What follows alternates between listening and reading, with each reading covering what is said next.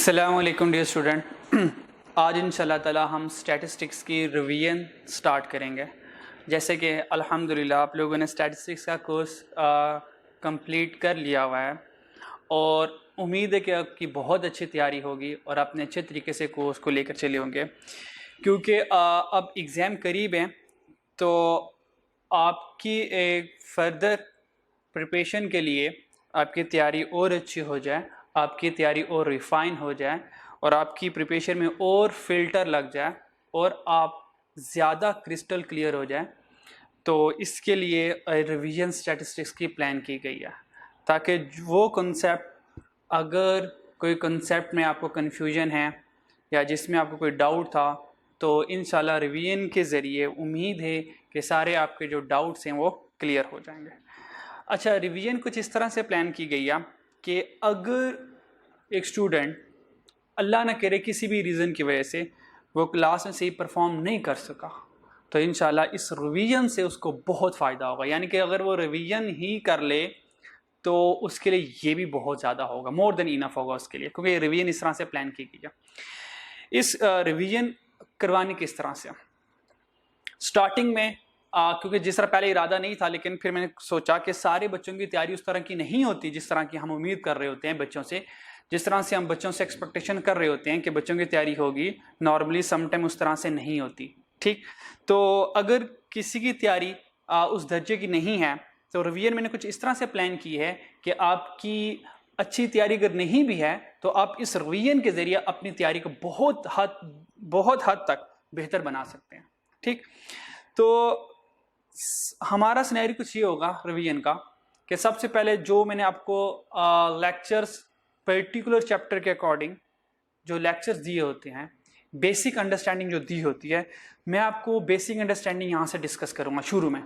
लेकिन ऑब्वियस बात है थोड़ी सी डिटेल में नहीं होगी, थोड़ी सी फास्ट होगी, लेकिन कोशिश करूँगा कि मैं सारे एस्पेक्ट क्लियर कर दूँ आपको। ठीक, तो जैसे हमारी बेसिक कॉन्सेप्ट्स क्लियर हो जाएंगे, बेसिक बातें हम जान जाएंगे, उसके बाद जो मैं आपको प्रैक्टिस क्वेश्चन करवाऊंगा, कुछ तो ऑर्डिनरी होंगे, बेसिक लेवल के होंगे, लेकिन कुछ मैं आपको यहाँ पर सिर्फ एडवांस लेवल के क्वेश्चन करवाऊंगा।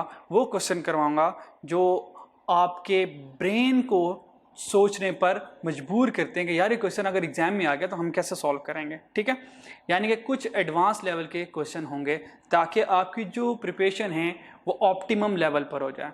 बेसिक क्वेश्चन उनके लिए होंगे जिनकी बेसिक प्रैक्टिस नहीं है। जब उनकी बेसिक प्रैक्टिस हो जाएगी तो वो क्वेश्चन भी आप सीख लेंगे जो नॉर्मली शायद आपने ना सीखे हों, लेकिन अगर सीखे हुए हैं तो बहुत अच्छी बात है। ठीक है, तो हम अपने रिवीजन स्टार्ट करते हैं। ठीक है जी, बिस्मिल्लाहिर्रहमानिर्रहीम। रब्बि इश्रह ली सदरी वयस्सिर ली अमरी वहलुल उक़दतम मिन लिसानी यफ़क़हू क़ौली रब्बि ज़िदनी इल्मा रब्बि ज़िदनी इल्मा रब्बि ज़िदनी इल्मा। सबसे पहले जैसे कि हमें पता है कि हमने स्टैटिस्टिक्स जो है वो हमारा चैप्टर 11 है, तो चैप्टर 11 जो है सबसे पहले हमने स्टार्ट करना है। तो चैप्टर 11 में सबसे पहले हमने सीखा था कि स्टैटिस्टिक्स है क्या। तो हमने स्टैटिस्टिक्स के बारे में सीखा था। हमने कहा स्टैटिस्टिक्स एक ब्रांच ऑफ मैथमेटिक्स है जिसमें हम चीज़ों को कलेक्ट करेंगे, ऑर्गेनाइज करेंगे, प्रेजेंट करेंगे, एनालिसिस करेंगे उनके बाद, और एक डिसीजन पास कर देंगे। ठीक, स्टैटिस्टिक्स की दो टाइप्स पड़ी, एक डिस्क्रिप्टिव। डिस्क्रिप्टिव काम क्या होता है, चीज़ों को कलेक्ट करना, ऑर्गेनाइज करना और प्रेजेंट करना। फिर हमने एक टाइप पढ़ी इन्फ्रेंशियल स्टैटिस्टिक्स। इन्फ्रेंशियल स्टैटिस्टिक्स में क्या होता है, हम सैंपल सिलेक्ट करते हैं, उस सैंपल को टेस्ट करते हैं, सैंपल को टेस्ट करने के बाद हम डिसीजन पास करते हैं किस पर, पॉपुलेशन पर। तो इन्फ्रेंशियल स्टैटिस्टिक्स क्या है, हम एक डिसीजन पास करते हैं पॉपुलेशन पर, किस बेस पर, सैंपल की बेस पर। ठीक, फिर उसके बाद हमने पढ़ा कि हमारे पास डाटा क्या है। तो हमने कहा डाटा ये है कि कोई भी हम इंफॉर्मेशन कलेक्ट करें किसी भी एक्टिविटीज़ के थ्रू, हमारा डाटा होता है। फिर हमने कहा कि हम डाटा किस किस तरह से कलेक्ट कर सकते हैं। हमने कहा दो तरीके होते हैं हमारे पास डाटा कलेक्ट करने के, एक को प्राइमरी सोर्स कहा जाता है और दूसरे को सेकेंडरी सोर्स कहा जाता है। हमने कहा प्राइमरी सोर्स वो सोर्स होता है जो हमने खुद अपनी पर्सनल ऑब्जर्वेशन से, पर्सनल कैपेसिटी से डायरेक्ट टू दी कैंडिडेट हमने इंफॉर्मेशन कलेक्ट की होती है। एग्जाम्पल में जो आईकैप यहाँ से पूछ सकता है, ठीक है, क्योंकि रिवीजन में मेरी कोशिश ये होगी कि बस से मैं बहुत जो मेन इंपॉर्टेंट बातें हैं उनके ऊपर ज़्यादा फोकस करूं। ऑल्दो आपको सारी डिटेल आपके पास होगी, ये सारी चीज़ें आपको पता ही पहले से। पर्सनल ऑब्जर्वेशन से जो इन्फॉर्मेशन कलेक्ट की, क्वेश्चन एयर से, इंटरव्यू से या सेंसस परफॉर्म किया, इन चारों तरीकों से जो हमें इंफॉर्मेशन मिलती है वो हमारे लिए प्राइमरी सोर्स होता है। सेकेंडरी सोर्स वो सोर्स होता है जो हमने डायरेक्ट खुद से हासिल नहीं की होती, वो किसी थर्ड पर्सन के जरिए हमें या किसी सेकंड पर्सन के जरिए हमें पता चल रही होती है। फॉर एग्जांपल न्यूज़पेपर, तो न्यूज़ में जो इन्फॉर्मेशन आती है वो हमने नहीं कलेक्ट की होती, वो न्यूज़ वालों ने कलेक्ट की होती है, वो हम तक पहुंचती है। इस तरह टेलीविजन में, इंटरनेट पे जो भी इंफॉर्मेशन पड़ी होती है वो हम किसी की इंफॉर्मेशन को यूज़ कर रहे होते हैं। जितनी भी पब्लिकेशन है, बुक्स होगी, मैगजीन्स हो गए, फाइनेंशियल स्टेटमेंट्स होगी, कंपनी के रिकॉर्ड्स हो गए, गवर्नमेंट की जो फाइनेंशियल स्टेटमेंट होगी, गवर्नमेंट का जो बजट हो गया, ये सारे हमारे लिए सेकेंडरी सोर्स होते हैं। ठीक है। नेक्स्ट हमारे पास टाइप्स ऑफ डाटा आ जाता है। हमारे पास दो तरह का डाटा होता है, हमें पता है, एक को कांस्टेंट डाटा कहते हैं और एक को वेरिएबल डाटा कहते हैं। कांस्टेंट डाटा वो डाटा होता है जो हालात के मुताबिक, टाइम के अकॉर्डिंग, वक्त के अकॉर्डिंग बदलता नहीं, वो हमेशा से कांस्टेंट रहता है। जैसे कि हमने कहा मैसा फर्थ हो गया, स्पीड ऑफ लाइट हो गया, सिस्टम इंटरनेशनल हो गए। दुनिया में जहां मर्जी चल जाए 1 kg के अगेंस्ट हमेशा 1000 ग्राम रहेगा, 1 किलोमीटर के अगेंस्ट हमेशा 1000 मीटर रहेगा। ठीक है। और 1 मीटर के अगेंस्ट हमेशा 100 सेंटीमीटर रहेगा। वेरिएबल डाटा वो डाटा होता है जो हालात के मुताबिक बदल जाए। फॉर एग्जांपल हमारा वेट वक्त के मुताबिक बदलता है, हमारी एज बदलती है, इनकम बदलती रहती है। आज हम पेरेंट्स से पैसे ले रहे होते हैं, लेकिन जब हम खुद कमाने लगते हैं तो हमारी सैलरी स्टार्ट होती है शुरू से, फिर आस्ता आस्ता इंक्रीमेंट लगते लगते हमारी इनकम इंक्रीज होती जा रही है। हमारी हाइट वक्त के अकॉर्डिंग इंक्रीज होती जा रही है, टेम्परेचर वक्त के अकॉर्डिंग बदलता जा रहा होता है। तो जैसे अल्लाह ने हमें 4 मौसम दिए हुए हैं, तो टेम्परेचर जो है वो टाइम टू टाइम बदलता जा रहा होता है। तो इस वेरिएबल में दो टाइप्स है, वेरिएबल्स में हमारे पास दो टाइप्स है। Number 1 quantitative variable, number 2 qualitative variable. Qualitative variable किसी भी चीज़ की क्वालिटी को शो करता है, किसी भी चीज़ की करैक्टरिस्टिक को शो करता है, किसी भी चीज़ के एट्रीब्यूट्स के शो करता है। अगर मैं सादे लफ्ज़ में बात करूं, जो आप इंग्लिश में एडजेक्टिव पढ़ते हैं, एडजेक्टिव हमारा क्वालिटेटिव वेरिएबल है। रेड कार, कार की क्वालिटी वो रेड है। ब्यूटीफुल कार, कार की क्वालिटी वो ब्यूटीफुल है। इंटेलिजेंट स्टूडेंट, तो स्टूडेंट की क्वालिटी की वो इंटेलिजेंट है। ठीक है। इस तरह इंटेलिजेंस, प्योरिटी, कलर, नॉलेज, ये सारी क्वालिटी हैं। ठीक है। तो जितनी भी क्वालिटी होंगी वो हमारे पास क्वालिटेटिव वेरिएबल्स होगा। ठीक। क्वालिटेटिव वेरिएबल्स को नंबर्स में नहीं मेजर किया जा सकता, इसको गिनन मैं मतलब ये कार कितनी ब्यूटीफुल है, 20% ब्यूटीफुल, ऐसे नहीं होता। या तो ये ब्यूटीफुल होगी या तो नहीं होगी, या तो चीज़ अच्छी होगी या तो बुरी होगी, या तो चीज़ गुड होती है या तो डिफेक्टिव होती है। ठीक।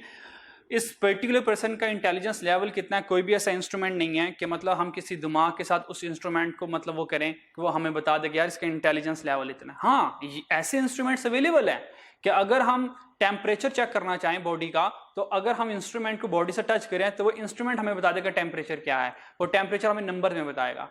हर वो चीज़ जो नंबर में आ रही होती है, जिनको हम काउंट कर सकते हैं, वो क्वांटिटेटिव वेरिएबल्स होते हैं।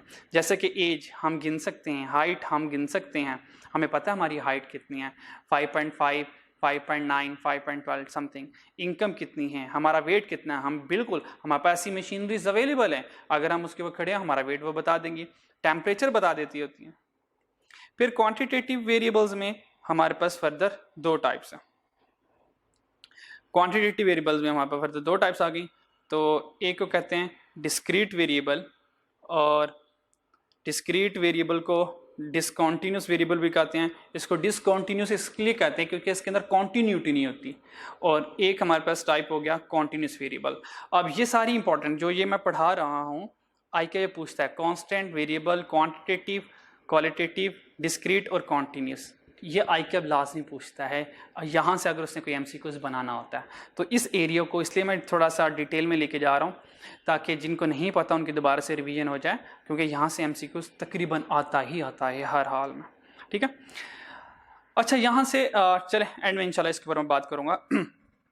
हमारे पास क्वांटिटेटिव में दो टाइप्स आ गई, एक डिस्क्रीट आ गई और एक कॉन्टिन्यूस आ गई। डिस्क्रीट का मतलब क्या होता है कि स्पेसिफिक इंटरवल आ रहा है, एक पर्टिकुलर जंप आ रहा है, एक के बाद 2 आएगा, 2 के बाद 3 आएगा, 3 के बाद 4 आएगा।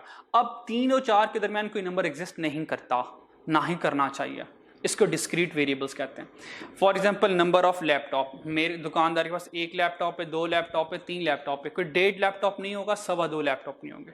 नंबर ऑफ स्टूडेंट्स, हमारी क्लास में या तो 20 स्टूडेंट होंगे, या तो 21 स्टूडेंट होंगे, या तो 19 हो सकते हैं। अब 20.5 स्टूडेंट एग्जिस्ट नहीं कर सकता, 20.25 स्टूडेंट एग्जिस्ट नहीं कर सकता। ठीक है। इस तरह कि ढेरों एग्जाम्पल्स हैं आप ले सकते हैं। नंबर ऑफ एक्सीडेंट हो गए, नंबर ऑफ बुक्स हो गई, नंबर ऑफ फर्नीचर हो गए, कोई भी नंबर ऑफ मोबाइल्स हो गए, ठीक है नी। तो नंबर ऑफ जितने भी इंसान हो गए, अब इंसानों को कहते हैं कि मुझे बताएं, अगर आई कैप ने एमसीक्यूज पूछा कि number of employees in a factory, बताएं ये कौन सा वेरिएबल है, क्वांटिटेटिव वेरिएबल है, क्वालिटेटिव वेरिएबल है, डिस्क्रीट है। तो देखें number of employees in a worker, आपकी बिल्कुल माइंड में आएगा कि साथ नंबर आगे, नंबर का मतलब होता है क्वांटिटी। तो याद रखना ये बात, अगर मेन टाइप गिवन है और उसके साथ फर्दर उसकी सब टाइप भी गिवन है, यानी कि नंबर ऑफ एम्प्लॉयज एमसीक्यूज आया, क्वांटिटेटिव भी ऑप्शन में आ गया, डिस्क्रीट भी ऑप्शन में आ गया, अगर हम क्वांटिटेटिव को मार्क करेंगे तो ये गलत हो जाएगा। आप कहेंगे सर कैसे, क्या नंबर ऑफ एम्प्लॉयज क्वांटिटेटिव नहीं है? मैं कहूंगा बिल्कुल क्वांटिटेटिव है। तो रूल ये है कि जब हमारे पास एक ही चीज के दो आंसर आ जाएं, दोनों सही हों, हमने बेस्ट को सिलेक्ट करना है। तो क्वांटिटेटिव और डिस्क्रीट में बेस्ट आंसर कौन सा है? सबसे रिफाइंड आंसर जो है, जिसको सिंप्लीफाइड, जैसे कि हम मैथ में सिंप्लीफाइड आंसर निकालते हैं, फाइनल आंसर हम कहते हैं कि भाई इसके बाद फर्दर सिंप्लीफिकेशन नहीं होती है। तो सिंप्लीफाइड आंसर जो है वो हमारा डिस्क्रीट है। क्यों? अगर हम नंबर ऑफ एम्प्लॉयज को क्वांटिटेटिव कहते हैं तो हम दो इसमें क्लेम कर रहे हैं। हम कह रहे हैं कि भाई ये डिस्क्रीट भी है और कॉन्टिन्यूस भी है। क्वांटिटेटिव में दो चीजें आ जाएंगी ना, लेकिन मैं फर्दर बेस्ट आंसर बता दूंगा, मैं कहूंगा डिस्क्रीट है। अब वो जो डिस्क्रीट है ना, डिस्क्रीट शो कर रहा है कि भाई डिस्क्रीट तो है, ऑब्वियस बात है क्वांटिटेटिव भी है, तो हमेशा हम बेस्ट की तरफ मूव करेंगे, that is the quantitative variable. ठीक है, तो हम कहेंगे कि डिस्क्रीट वेरिएबल है number of employees. Continuous variable क्या होता है? देखें, एक और दो के दरमियान, वन और टू, टू और थ्री, थ्री और फोर के दरमियान ये जो इंटरवल आता है, इस इंटरवल के दरमियान जितनी भी पॉसिबिलिटीज हैं उनको कॉन्टिन्यूस वेरिएबल कहते हैं। यानी कि एक और दो के दरमियान हमें पता है इन्फिनिट रियल नंबर होते हैं, तो जितने भी रियल नंबर्स हैं वो सारे कॉन्टिन्यूस वेरिएबल्स हैं। यानी कि हर वो वेरिएबल जिसकी नेचर में डेसिमल लिखा हुआ है, वो डेसिमल में आ सकता है, वो कॉन्टिन्यूस है। और हर वो वेरिएबल जिसकी नेचर में डेसिमल नहीं है, वो डिस्क्रीट वेरिएबल है। Number of employees, number of persons कभी डेसिमल में नहीं आ सकते। नंबर ऑफ बॉल पॉइंट कभी बॉल डेसिमल में नहीं आ सकते। नंबर ऑफ चिल्ड्रन हो गया कभी, नंबर ऑफ लैपटॉप कभी डेसिमल में नहीं आते। हाँ, इनकम, सॉरी, वेट हमारा क्या है? Continuous variable. अब वेट कॉन्टिन्यूटी में हो सकता है, देखें हम वक्त के साथ ग्रेजुअली इंक्रीज कर रहे हैं, हम कॉन्टिन्यूटी के साथ इंक्रीज कर रहे हैं। अगर कॉन्टिन्यूटी है, कॉन्टिन्यूस वेरिएबल होगा। ठीक है जी। टेम्परेचर कॉन्टिन्यूटी के साथ इंक्रीज करता है, ऐसे नहीं होगा कि आज एक टेम्परेचर है फिर दो होगा फिर तीन, नहीं, 1.1, 1.112 मीन एक और दो के दरमियान बिल्कुल ग्रेजुअली कॉन्टिन्यूटी के साथ टेम्परेचर इंक्रीज करता है। हाइट कॉन्टिन्यूटी के साथ इंक्रीज करती है, एज कॉन्टिन्यूटी के साथ हमारी इंक्रीज करती है। ठीक है, तो आपने ये बातें याद रख लेना। ठीक है, तो ये तो हो गया जो मैंने यहां से आपको थोड़ी सी रिवीजन करवानी थी। अब चलते हैं अपने कुछ कैलकुलेशंस के ऊपर। कैलकुलेशन में जो हमने सबसे पहले सीखना है चैप्टर 11 में, कम से कम ये बेसिक बातों का हमें पता होना चाहिए। कंस्ट्रक्ट द फॉलोइंग पॉइंट, मुझे कुछ पॉइंट्स को बनाने हैं। नंबर 1 इज क्लास लिमिट, ये क्या है? क्लास बाउंड्रीज क्या है? ये एक नई चीज जो कभी नहीं सिखाई थी, तो आपने आज रिवीजन में सीखी। याद रखिएगा, अगर वो कह दे कॉन्टिन्यूस क्लास लिमिट, हमने कहा भाई क्लास लिमिट हमने क्लास में पढ़ा हुआ है, क्लास लिमिट तो डिस्क्रीट के लिए होती है, क्लास लिमिट तो डिस्क्रीट डाटा के लिए होती है, कॉन्टिन्यूस नहीं होती। लेकिन अगर वो लिख रहा है क्लास लिमिट मुझे कॉन्टिन्यूस में चाहिए, इट्स मीन वो इनडायरेक्टली कहना चाह रहा है कि मुझे क्लास बाउंड्रीज चाहिए।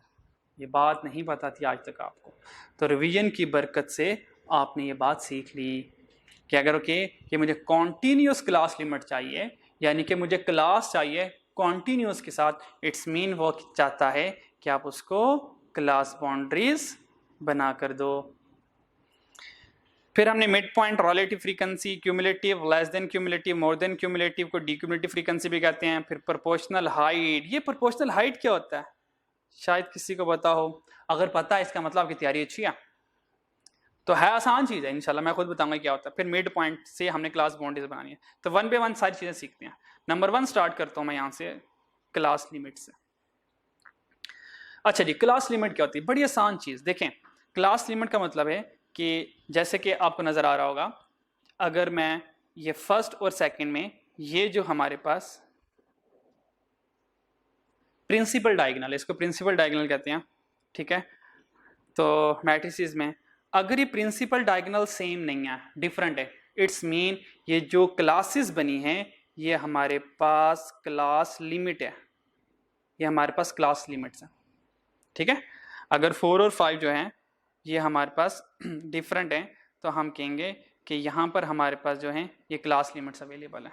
तो आगे देखें 9 और 10, देखें 9 और 10 डिफरेंट है, इट्स मीन ये हमारे पास क्लास लिमिट्स अवेलेबल है। तो होप सो को क्लास लिमिट के बारे में पता चल गया। अगर प्रिंसिपल डायगोनल डिफरेंट है वो क्लास लिमिट होता है, सादी सी बात।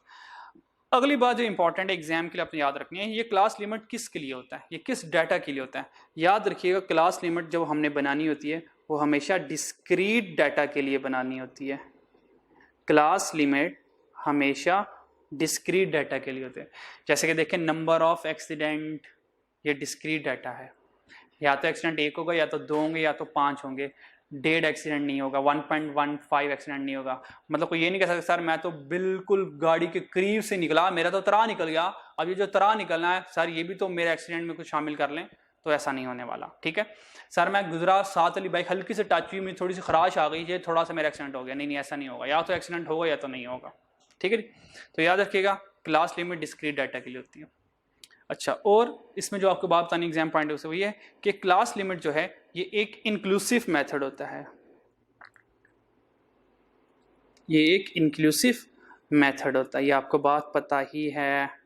इंक्लूसिव मेथड का मतलब है, इंक्लूसिव मेथड का मतलब होता है ये जो लास्ट अपर वैल्यूज हैं 4, 9, 14, 19 ये डाटा में शामिल है। यानी कि अगर मैं ये पहली क्लास को रीड करूं तो मैं कैसे रीड करूंगा, मैं कहूँगा 0 से लेके 4 तक एक्सीडेंट एग्जिस्ट करते हैं, यानी कि 0 से लेके 4 तक, यानी कि 0 भी आएगा, 1 भी आएगा, 2 भी आएगा, 3 भी आएगा, 4 भी आएगा। देखो 4 को मैंने शामिल किया। 5 से लेके 9 तक, इसका मतलब 5 और 9 दोनों शामिल है। तो 5, 6, 7, 8, 9 और 10, ठीक हो गया। Hope so class limit clear हो गई। फिर यहां से एक और कंसेप्ट सिखाता हूं क्लास इंटरवल का। क्लास इंटरवल को क्लास साइज कहते हैं, ठीक है। क्लास साइज कितना है, तो क्लास साइज कहते हैं कि क्लासेस के दरमियान में कितनी वैल्यूज आ रही हैं। अगर मैं पहली क्लास की बात करूं 0 से लेकर 4 तक कितनी वैल्यूज आ रही हैं, अभी देखिए मैंने आपके सामने काउंट किया है 0, 1, 2, 3, 4, आप कहेंगे सर 5 वैल्यूज आ रही हैं। सेकंड क्लास को गिने कितनी वैल्यूज आ रही हैं, कहेंगे सर 5, 6, 7, 8, 9, 10 सारी, इसमें भी 5 वैल्यूज आ रही हैं। तो हमें पता चला हमारा जो क्लास इंटरवल है इस डाटे का वो कितना है 5, ठीक है। अब इसको किसी और तरीके से भी चेक कर सकते हो। देखें अगर मैं इन दोनों का डिफरेंस लूँ 0 से लेकर 5 तक कितना डिफरेंस आ रहा है 5 का, 9 और 4 का डिफरेंस लूँ तो कितना डिफरेंस आ रहा है 5 का। तो जैसे मर्जी सॉल्व करते जाएं तो आंसर सही आएगा। तो हमें पता चल गया क्लास इंटरवल हमारा क्या है 5 है, ठीक है जी। तो होप सो को क्लास लिमिट के बारे में समझ लग गया। तो क्लास लिमिट के लिए 2 बातें जरूरी हैं, एक ये डिस्क्रीट डाटा के लिए होती है और एक ये इंक्लूसिव मेथड होता है, ठीक है जी। नेक्स्ट चलते हैं अपनी क्लास बाउंड्री की तरफ। क्लास बाउंड्री में देखते हैं कि हमने कैसे सॉल्व करना है क्लास बाउंड्री को।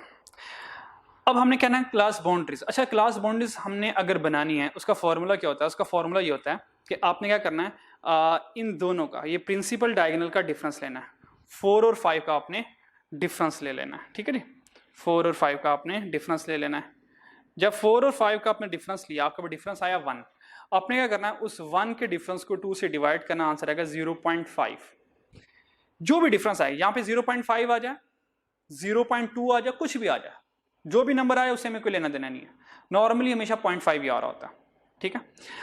अब क्या करना है इस 0.5 को लोअर में देखें, ये 0.5, ये 0.510 इसको कहते हैं लोअर क्लास, इसको कहते हैं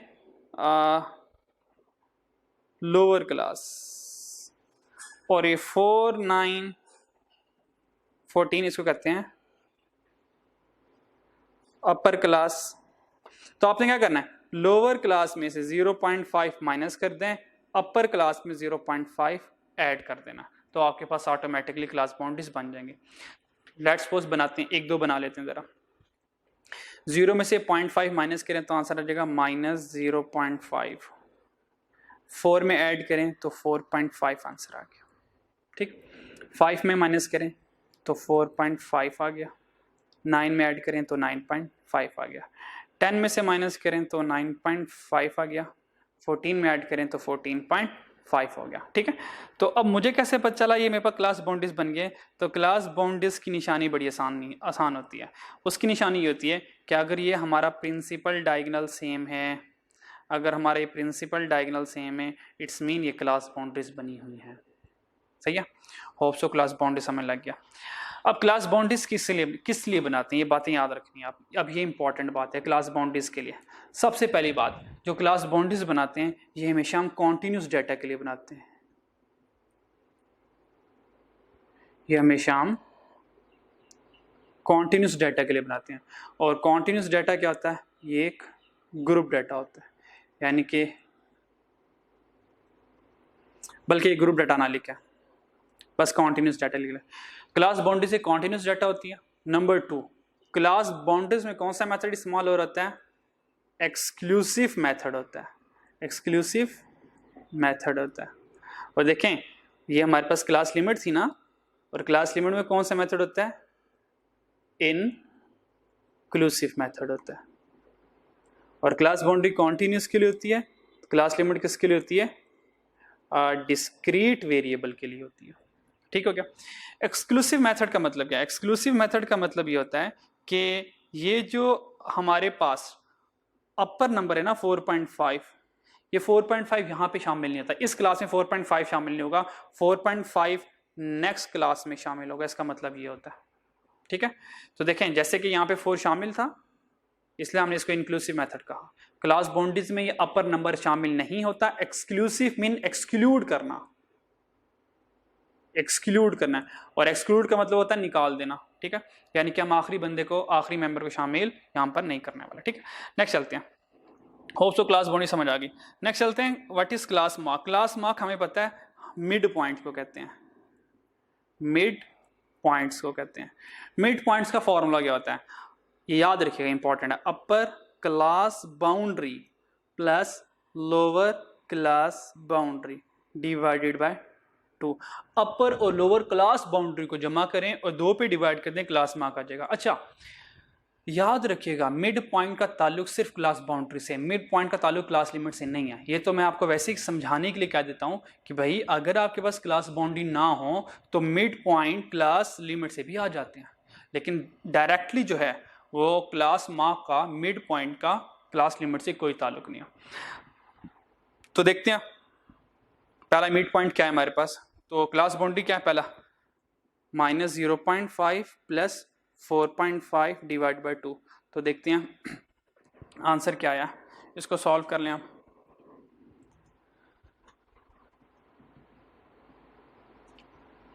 तो आंसर आ गया 2। तो फर्स्ट क्लास मिड पॉइंट आ गया 2। सेकंड क्या?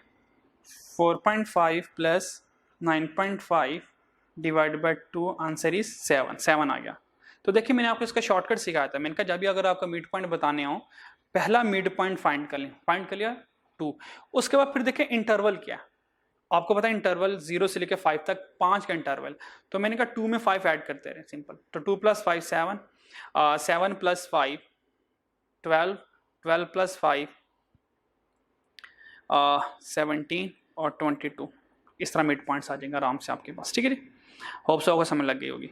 फिर अब हमने फाइंड करना है और रिलेटिव फ्रीक्वेंसी। ये रिलेटिव फ्रीक्वेंसी क्या है हमारे पास? तो रिलेटिव फ्रीक्वेंसी हमें फाइंड करनी है। रिलेटिव फ्रीक्वेंसी का फॉर्मूला होता है f divided by summation f। याद रखिएगा ये जो हमारी रिलेटिव फ्रीक्वेंसी होती है ये हमारी प्रोबेबिलिटी भी होती है,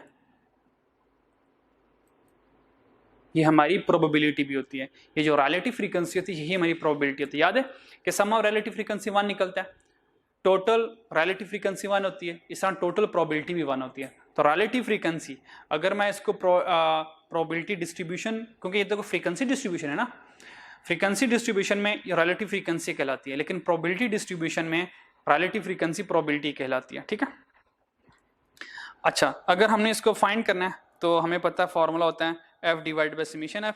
तो अगर हम इसको फाइंड करें तो हमारे पास कुछ आंसर ये आएगा। f कितना, ये देखें f है। ठीक है, अब मुझे क्या चाहिए? समेशन f चाहिए। तो मैं यहाँ से समेशन f फाइंड कर लेता हूँ। तो सबको ज़रा फाइंड कर लें।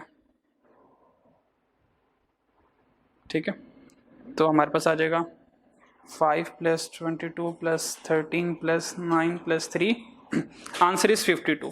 तो 52 हमारे पास सम ऑफ फ्रीक्वेंसी आ गई। तो पहली फ्रीक्वेंसी फाइंड करनी है, तो 5 डिवाइडेड बाय 52, फिर 22 डिवाइड बाय 52, फिर 13 डिवाइड बाय 52, फिर 9 डिवाइडेड बाय 52, फिर 3 डिवाइडेड बाय 52। इन सबको जमा करो, हमेशा आंसर 1 आएगा।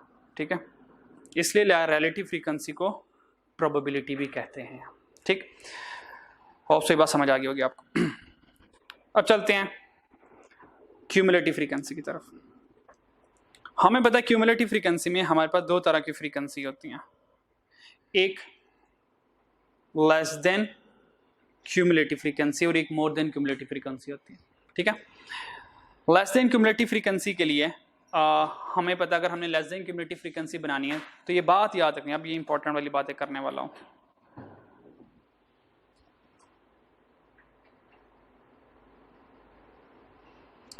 रिलेटिव फ्रीक्वेंसी के लिए अगर हम लेस देन क्यूमुलेटिव फ्रीक्वेंसी बना रहे हैं, तो लेस देन क्यूमुलेटिव फ्रीक्वेंसी के लिए ये जो क्लास गिवन होती है ना हमें, वो हमेशा लेस देन होगी।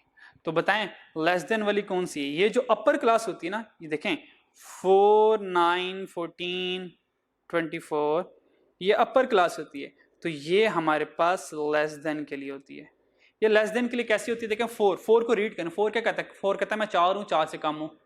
ये 5 से लेकर 9, ये 9 क्या कहता है? मैं 9 हूँ या 9 से कम हूँ। मैं 9 हूँ और लेस देन 9 हूँ, यानी कि सारी अपर क्लास लेस देन के लिए होते हैं। तो याद रखिएगा, लेस देन क्यूमुलेटिव फ्रीक्वेंसी के लिए जो क्लास यूज करते हैं हम, वो लेस देन यूज करते हैं। अच्छा, अब इसको फाइंड करते हैं कि हम कैसे ड्रॉ करेंगे लेस देन क्यूमुलेटिव फ्रीक्वेंसी को। तो लेस देन क्यूमुलेटिव फ्रीक्वेंसी को ड्रॉ करते हैं। तो start from the first frequency, जैसे कि 5 है तो हमने 5 से स्टार्ट ले लिया।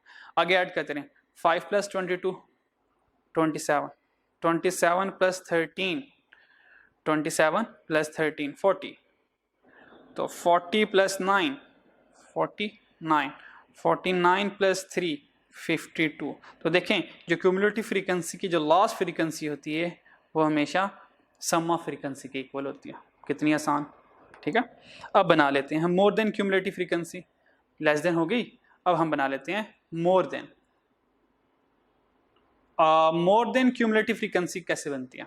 जब मोर देन क्यूमुलेटिव फ्रीक्वेंसी आ गई तो याद रखना, मोर देन के लिए जो क्लास आपको हमेशा गिवन होगी वो लोअर क्लास होगी। ये जो लोअर क्लास है ये हमेशा मोर देन के लिए होती है। जीरो को रीड करें, जीरो क्या कहता है? क्या जीरो ये कहता है मैं जीरो या जीरो से कम हूं? जीरो कह रहा है भाई मैं जीरो हूं और मेरे से आगे नंबर चल रहे हैं। ये 5 क्या कहता है? 5 कहता है मैं 5 हूं और मेरे से आगे नंबर चल रहे हैं। तो मोर देन क्यूमुलेटिव फ्रीक्वेंसी कैसे बनती है? Start from the last frequency 3 है तो हमने 3 से स्टार्ट किया, आगे ऐड करते रहे। 3 + 9, ये देखें 3 + 9 3, 3 + 9 12, 12 + 13 25, 25 + 2 47, 47 + 5 52। तो देखिए मोर देन में जो पहली फ्रीक्वेंसी होती है वो समीशन एफ के इक्वल होती है। ठीक है, होप्स हो गई, सारी कैलकुलेशन समझ आ गई हो। अब कुछ प्रैक्टिस क्वेश्चन सॉल्व करते हैं। ठीक है, हो सकता है एग्जाम में इस तरह आ जाए, यानी कि सारी ये देखें, ये जो मिसिंग वैल्यू हैं, ये जो मिसिंग वैल्यू कुछ हैं आपके सामने, ये मिसिंग वैल्यू सॉल्व करनी है। अच्छा, सारी मिसिंग वैल्यू कैलकुलेट एग्जामिनर नहीं करवाता, एग्जामिनर कुछ एक अधिक। एग्जामिनर के मान लें एग्जामिनर ने कहा कि मुझे सी कैलकुलेट कर दो। ठीक है, किसी क्वेश्चन में कह देगा मुझे एफ कैलकुलेट कर दो, किसी क्वेश्चन में कह देगा मुझे बी कैलकुलेट कर दो, किसी क्वेश्चन में कह देगा मुझे जी कैलकुलेट कर दो। कोई एक आधी वैल्यू कैलकुलेट करोगे, सारी नहीं करवाएगा, क्योंकि एक नंबर का क्वेश्चन आएगा, एक नंबर के लिए सिर्फ एक कैलकुलेशन करवाएगा। ठीक है, तो लेट्स अज्यूम कोई भी नंबर आ सकता है, इसलिए हम सारी कैलकुलेशन कर लेते हैं जरा। ठीक है, ऑल दो अपने इस तरह क्वेश्चन क्लास में बिल्कुल सॉल्व किया हुआ है पहले भी। सबसे पहले हमने देखना कि मिसिंग वैल्यू हमने फाइंड करनी है, रिलेशनशिप किसके दरमियान है? हमने कहा फ्रीक्वेंसी और रिलेटिव फ्रीक्वेंसी के दरमियान रिलेशनशिप है। फ्रीक्वेंसी और रिलेटिव फ्रीक्वेंसी के दरमियान रिलेशनशिप है, तो हमने कहा फॉर्मूला लिख लेते हैं। तो रिलेटिव फ्रीक्वेंसी का फॉर्मूला क्या होता है? F divided by summation F. तो देखिए जब मुझे रिलेटिव फ्रीक्वेंसी चाहिए होगी तो मैं एफ को समीशन एफ से क्या कर दूंगा? डिवाइड कर दूंगा। और जब मुझे फ्रीक्वेंसी चाहिए होगी तो मैं क्या करूंगा? रिलेटिव फ्रीक्वेंसी को समीशन एफ से मल्टीप्लाई करवा दूंगा। ठीक है, अब क्वेश्चन सॉल्व करते हैं। अब मुझे ए चाहिए। ए क्या है? फ्रीक्वेंसी। ये फ्रीक्वेंसी चाहिए ना मुझे। फ्रीक्वेंसी का फॉर्मूला क्या होता है? Relative frequency multiply by summation F. What is summation F? Total. ये देखें समेशन एफ टोटल 50 गिवन है। तो ए के लिए क्या करूंगा? तो रिलेटिव फ्रीक्वेंसी कितनी है? 0.10। समेशन एफ कितना? 50 मल्टीप्लाई किया तो आंसर आ गया मेरे पास 5। तो यहां पर मैंने लिख दिया 5 आ गया। इस तरह सिंपल से कर लेंगे। अब मुझे बी चाहिए। अब बी क्या है? रिलेटिव फ्रीक्वेंसी चाहिए। जब रिलेटिव फ्रीक्वेंसी चाहिए होती है तो एफ को समेशन एफ से डिवाइड करते हैं। तो बी के लिए क्या किया? एफ को समेशन एफ से डिवाइड किया। तो एफ कितना है? 12। समेशन एफ कितना है? 50। तो आंसर आ गया हमारे पास 0.224। 0.24 हमारे पास आंसर आ गया। ठीक है, 0.24 आंसर आ गया। फिर अब मुझे सी चाहिए। अब मुझे सी चाहिए। सी क्या? फ्रीक्वेंसी। फ्रीक्वेंसी के लिए ये वाला फॉर्मूला होता है, यानी कि रिलेटिव फ्रीक्वेंसी और सी के लिए रिलेटिव फ्रीक्वेंसी कितनी? 0.28 मल्टीप्लाई कर दें समीशन से 50। आंसर आ गया 14। आंसर आ गया 14। तो सी आ गया मेरे पास 14। फिर मुझे डी चाहिए। अब डी क्या है? Relative frequency. तो रिलेटिव फ्रीक्वेंसी का फॉर्मूला क्या है? तो डी के लिए एफ कितना? 10। समेशन एफ कितना? 50। तो 10 डिवाइडेड बाई 50 किया, आंसर आ गया 0.2। ये 0.2 आ गया। तो डी आ गया 0.2। अब ई और एफ में जब मैं आया तो मैं फंस गया। मैंने कहा भाई अगर मैं ई को फाइंड करना चाहता हूं तो एफ ऑलरेडी मिसिंग है, यानी कि अब यहां पर दोनों मिसिंग आ गए ना। अब मुझे क्या करेगा? थोड़ी सी रिवर्स कैलकुलेशन करके इनमें से किसी एक को फाइंड करना पड़ेगा। तो देखिए मेरे पास सब कुछ गिवन है। ये भी गिवन है, ये भी गिवन, ये भी गिवन, ये भी गिवन, ये भी गिवन, टोटल भी गिवन। ये टोटल है मेरे पास, टोटल भी गिवन है। तो टोटल मेरे पास 1 है। अगर मैं 1 में से ये टोटल 1 है, 1 में से मैं ये वाली वैल्यू और ये वाली, ये वाली, ये वाली सारी वैल्यूज माइनस कर दूं तो एफ मेरे पास बैलेंसिंग आ जाएगा। एफ मेरे पास बैलेंसिंग आ जाएगा।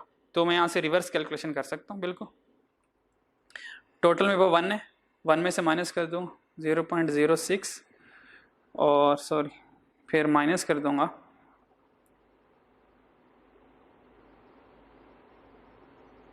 F minus 0.2 minus 0.28 minus 0.24 minus 0.1। तो यहाँ से मेरे पास क्या आ जाएगा? ये सारा इक्वल टू 1 होता है। तो मुझे क्या चाहिए? एफ चाहिए। तो एफ के लिए क्या करूँगा? अगर मुझे एफ फाइंड करना है तो 1 माइनस 1 2 3 4 5 पाँचों को माइनस करता हूँ यहाँ से 1 में से, तो मेरे पास एफ आ जाएगा। ठीक है, तो हम कर देते हैं माइनस। ठीक है, तो 1 माइनस 0.06 0.2 माइनस 0.28 माइनस 0.24 माइनस 0.1। तो आंसर आ गया 1 माइनस 0.06 किया माइनस 0.24 माइनस 0.1। तो आंसर आ गया एफ का 0.12। तो देखें ये एफ का आ गया हमारे पास 0.12। तो देखें एफ आ गया। अब मुझे ई चाहिए। ई क्या है? फ्रीक्वेंसी। फ्रीक्वेंसी का फॉर्मूला क्या होता है? Relative multiply by summation F. तो ई के लिए क्या किया मैंने? 0.12 का मल्टीप्लाई बाय 50 कर दिया। तो 0.12 मल्टीप्लाई बाय 50 कर दिया, आंसर आ गया 6। तो मेरे पास 6 आ गया। सिंपल। जी रह गया मेरे पास। जी क्या? फ्रीक्वेंसी। फ्रीक्वेंसी का फॉर्मूला क्या होता है? रिलेटिव व समेशन एफ का मल्टीप्लाई करो। तो 0.06 मल्टीप्लाई बाय 50 किया, आंसर 3 आ गया। अब चेक करो, ये सारी मिसिंग वैल्यू आ गया। अब चेक कर लो जरा, क्या ये सारी वैल्यू सही आई हैं? इन सब का टोटल क्या आना चाहिए? 50। चेक करो, सबका टोटल 50 आ रहा है। तो 5 plus 12 plus 14 plus 10 plus 6 plus 3, answer is 50। तो बिल्कुल इन सब का टोटल 50 आ रहा है। इट्स मीन क्वेश्चन हमारा ठीक है। ठीक है, इस तरह से कोई क्वेश्चन आ सकता है एग्जाम में। फिर सेम इस तरह के क्वेश्चन है, लेकिन अब के बाद जो रिलेशनशिप है वो फ्रीक्वेंसी का और क्यूमुलेटिव फ्रीक्वेंसी का। हमने कहा फ्रीक्वेंसी और क्यूमुलेटिव फ्रीक्वेंसी के दरमियान रिलेशनशिप क्या है, अब हमने ये देखना। अच्छा, अगर हमें नहीं पता ना, सबसे पहले हमने देखना कि क्यूमुलेटिव फ्रीक्वेंसी है, तो हमने कहा यार क्यूमुलेटिव फ्रीक्वेंसी है तो ये तो लेस देन भी होती है और ये तो मोर देन भी होती है। सबसे पहले तो हमने ये आइडेंटिफाई करना है, यानी कि अन्य वाला कैलकुलेशन शुरू नहीं कर देनी। By default normally less than होती है, नॉर्मली जो बाय डिफॉल्ट यूज करते हैं ना हम हमेशा, वो लेस देन यूज करते हैं, लेकिन हम फिर भी चेक करेंगे, हम बाय डिफॉल्ट पे नहीं रहेंगे, हम चेक करेंगे फर्दर कि भाई ऐसा है या नहीं है। तो इसका रूल ये होता है, अगर मैं आपको क्यूमुलेटिव फ्रीक्वेंसी पर थोड़ा लेके चलूँ वापस, तो ज़रा देखें ये जो लेस देन क्यूमुलेटिव फ्रीक्वेंसी नहीं, ये वाली, इसका ज़रा ऑर्डर चेक करें, ये असेंडिंग ऑर्डर या डिसेंडिंग ऑर्डर है। 5, 27, 40, 49, 52 असेंडिंग ऑर्डर है, यानी कि लेस देन में असेंडिंग ऑर्डर चल रहा होता है। और मोर देन में चेक करें, 52 के बाद वैल्यू डिक्रीज है तो मोर देन में डिसेंडिंग ऑर्डर चल रहा होता है। तो यहाँ से हमें पता चल गया, हमने कहा लेस देन असेंडिंग ऑर्डर में मूव करती हैं और मोर देन डिसेंडिंग ऑर्डर में मूव करती हैं। हम चेक करेंगे इस क्यूमुलेटिव फ्रीक्वेंसी का पैटर्न क्या है। बी मिस है, जो मिसिंग है उसको हमने बॉदर नहीं करना, हमने गिवन वैल्यूज के ऊपर एनालिसिस करना है। हमने कहा 39 के बाद 32 आ रहा, फिर 12 आ रहा है, यानी कि वैल्यूज डिक्रीज हो रही हैं।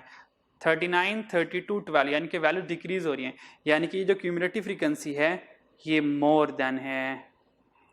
जैसे मुझे पता चला मोर देन है, मैंने कहा लो जी अब तो जिंदगी आसान, अब तो मेरे लिए थोड़ी सी कहानी आसान हो जाएगी। क्योंकि मोर देन के लिए रूल ये कुछ ये रूल होता है मोर देन के लिए, जो पहली फ्रीक्वेंसी होती है मोर देन के लिए, जो फर्स्ट फ्रीक्वेंसी होती है वो भी वही होती है, यानी कि ये 7 होना है।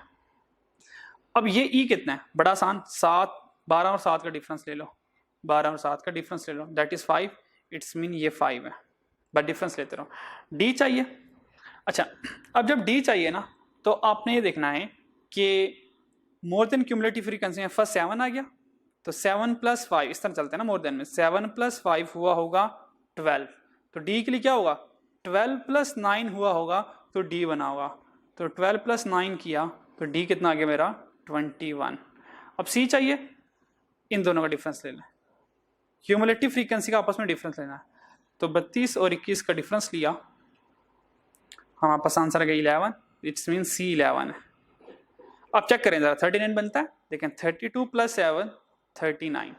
अब ए और बी दोनों मेरे पास अननोन है, अब ऐसा तो नहीं कर सकते ना बी और 39 का डिफरेंस लेके ए नहीं आ सकता, 39 + ए करके बी नहीं आ सकता, लेकिन मुझे पता है कि जो मोर देन क्यूमुलेटिव फ्रीक्वेंसी है उसकी जो स्टार्ट पहली फ्रीक्वेंसी होती है वो समेशन एफ के इक्वल है, तो समेशन एफ कितना 50, तो मुझे पता चल गया ये 50 है, बी भी आ गया।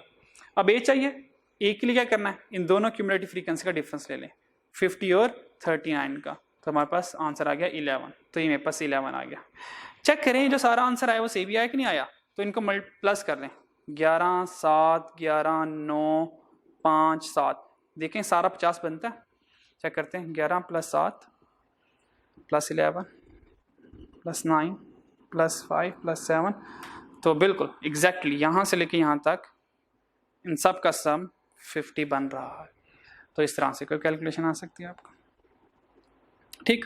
अच्छा आगे चलने से आगे, क्योंकि एंगल्स आ गए उसके लिए आपको मैं दोबारा लेक्चर नोट्स पे लेके चलता हूँ ज़रा, ठीक है, यहाँ तक रिवीजन हमारी काफ़ी थी, आगे चलते हैं।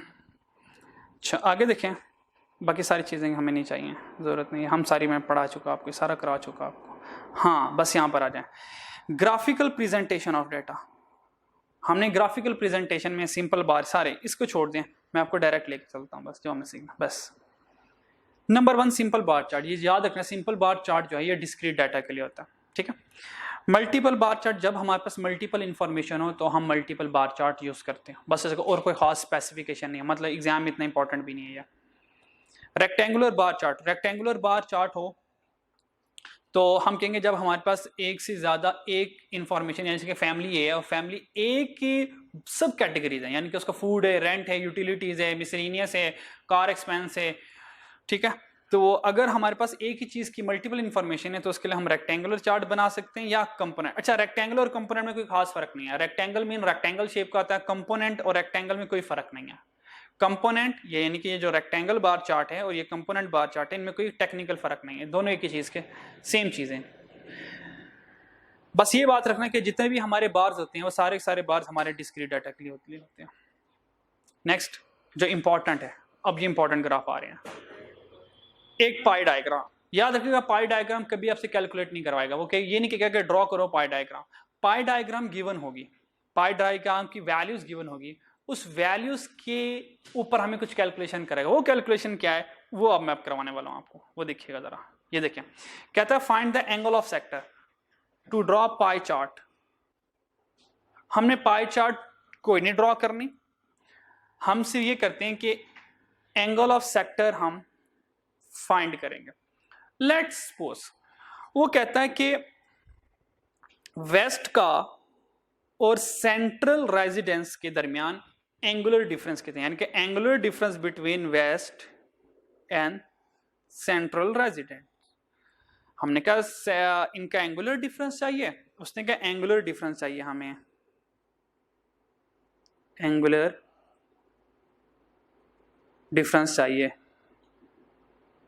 बिटवीन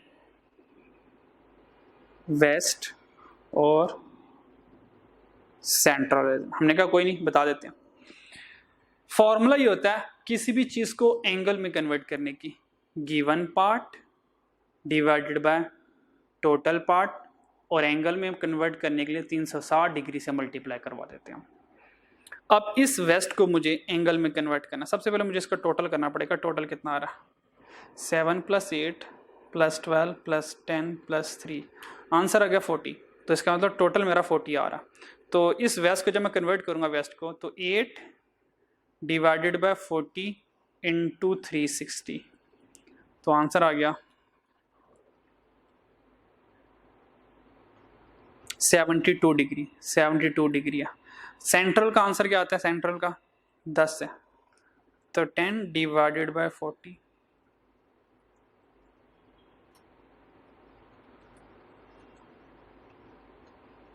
आंसर आता है 90। उसने डिफरेंस पूछा है, तो जरूरी नहीं है कि आप पॉजिटिव नेगेटिव रखें। तो 72 और 90 के दरमियान कितना डिफरेंस आ रहा है जी, कितना डिफरेंस आ रहा है, तो 90 - 72 कर दें, आंसर आ रहा है 18। तो 18 डिग्री आपका आंसर है। सिंपल, खत्म कहानी, कोई टेंशन नहीं आंसर। ठीक, इस तरह से आपको क्वेश्चन पूछ सकता है। और क्वेश्चन कुछ इस तरह से भी आ सकता है, होप सो आपको क्वेश्चन समझ लग गया। ये क्वेश्चन कुछ इस तरह से भी आ सकता है आपको। उसने क्या किया, आपको ये पाई डायग्राम दे दी, ठीक है, तो हम बस अपनी तरफ से हम ही बना लेते हैं। ये ईस्ट 7 हो गया, ये 8 हो गया, ये 12 हो गया, और 12 हो गया, और ये कोई 10 हो गया, ये 3 हो गया। ठीक है, तो यानी कि ये उसने कहा कि east, west, south, central, north, और अज्यूम करें टेबल नहीं गिवन, सिर्फ ये गिवन है। और यहां से अगर आपसे पूछ ले कि वेस्ट का, अगर यहां से आपसे पूछ ले कि वेस्ट का और सेंट्रल का एंगुलर डिफरेंस कितना, तो आप फाइंड नहीं कर लेंगे।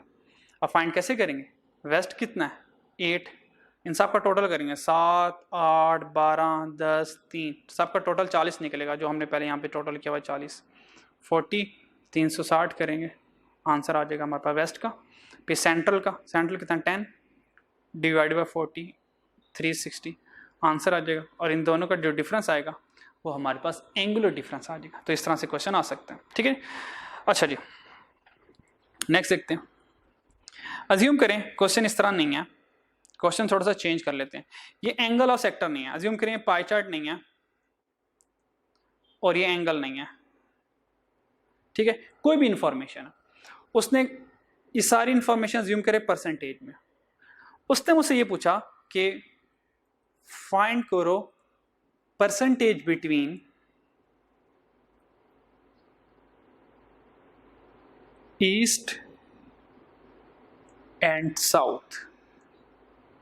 ईस्ट और साउथ, ये ईस्ट है, ये साउथ है, इन दोनों के दरमियान वो कह रहा है कि परसेंटेज कितने, find percentage between, find the percentage difference कह लें, बल्कि find the percentage difference. Percentage difference कितना आ रहा है ईस्ट और साउथ, हमने कहा कोई मसला नहीं है। अब सारा हमने परसेंटेज डिफरेंस कैलकुलेट करना है। हमने कहा परसेंटेज डिफरेंस के लिए फॉर्मूला होता है कि अच्छा टोटल तो 40 है ना इसका, हमने कहा परसेंटेज का फॉर्मूला होता है बिल्कुल पाई डायग्राम वाला, given divided by total, percentage में कन्वर्ट करना है तो 100 से मल्टीप्लाई कर देंगे सिंपल। ईस्ट कितना है 7, तो ईस्ट के लिए हमारे पास आ गया 7 डिवाइडेड बाय 40। चल आगे, फिर साउथ, साउथ कितना है 12,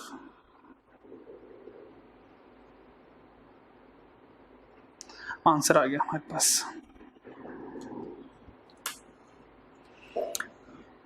17.5%, और यहां से आंसर आ गया 30%। तो इनके दरमियान डिफरेंस कितना आया, 30 को 17.5 से माइनस कर दो तो आंसर आ गया 12.5। तो डिफरेंस कितना आया 12.5%। तो ये हमारा आंसर आ गया। तो इस तरह से आपके कोई कैलकुलेशन आपसे पूछ सकते हैं, ठीक है। नेक्स्ट देखते हैं। अब उसने हमें क्या किया, हमें बताइए ये जो ग्राफ बनता है ये लेस देन क्यूमुलेटिव फ्रीक्वेंसी है, वो कैसे, जरा ग्राफ में वापस आए। पाई डायग्राम सारी कैलकुलेशन होगी, हिस्टोग्राम को थोड़ा सा होल्ड पर रखते हैं। उसके बाद हमारे पास फ्रीक्वेंसी पॉलीगॉन, हमें पता है फ्रीक्वेंसी पॉलीगॉन मिड पॉइंट से ओरिजिनल फ्रीक्वेंसी से बनता है, मिड पॉइंट से ओरिजिनल फ्रीक्वेंसी से बनता है, ठीक है नी। अच्छा, और उसके बाद ये आ गया, ये जो ग्राफ है जो बिल्कुल लो वैल्यू से हाई लेवल, लो वैल्यू से हाई वैल्यूज पे जा रहा है, इट्स मीन असेंडिंग ऑर्डर में जा रहा है। तो हमें पता है कि ये जो ग्राफ है इस ग्राफ का नाम क्या है, लेस देन क्यूमुलेटिव फ्रीक्वेंसी, ये लेस देन क्यूमुलेटिव फ्रीक्वेंसी है। तो यहाँ से एग्जामिनर क्वेश्चन कैसे पूछता है, तो देखें ये लेस देन, देखें असेंडिंग ऑर्डर में ये जो ग्राफ चल रहा है ये एक असेंडिंग ऑर्डर में चल रहा है। अगर ये असेंडिंग ऑर्डर में चल रहा है तो जरूर ये graph less than cumulative frequency का, सही हो गया। तो हमारे पास लेस देन क्यूमुलेटिव फ्रीक्वेंसी की ये ग्राफ आ गया। अब यहां से हमसे कुछ क्वेश्चन पूछ रहा है, वो कह रहा है हाउ मेनी स्टूडेंट, अज्यूम करिए मार्क्स हैं, स्टूडेंट नंबर ऑफ स्टूडेंट्स हैं और ये स्टूडेंट के मार्क्स जो हैं वो परसेंटेज में है, ठीक है। How many student got marks between, got marks, sorry, how many student, कितने नंबर ऑफ स्टूडेंट ने 50 और 70 के दरमियान नंबर हासिल किया है। तो हमने कहा ठीक है देखते हैं, ये 50, ये अज्यूम करें 15 कर लेंगे, 70 की तरह ये 70, ये 35, ठीक। तो डिफरेंस ले लें 35 और 15 का, यानी कि 50 और 70, 50 और 70 के दरमियान कितने स्टूडेंट्स हैं, ये स्टूडेंट है सारे, ये सारे स्टूडेंट आएंगे, ठीक है। तो इन स्टूडेंट को कैसे फाइंड करेंगे, 35 और 15 का डिफरेंस ले लें तो आंसर आ जाएगा 20, 35 माइनस 15 आंसर आ जाएगा 20, ठीक है। नेक्स्ट क्वेश्चन देखते हैं। नेक्स्ट क्वेश्चन कहता है कि how many student got more 70% और मोर। हमने कहा ओहो ये तो लेस देन क्यूमुलेटिव फ्रीक्वेंसी है, और काश क्वेश्चन भी लेस देन में पूछता तो बड़ा आसान था। तो हमने ये रूल बनाया हुआ है कि लेस वर्सेस लेस हो, लेस वर्सेस लेस हो तो बिल्कुल सामने आंसर बड़ा होता है। हमने रूल बनाया हुआ था कि अगर लेस वर्सेस लेस हो तो बिल्कुल सामने आंसर बड़ा होता है।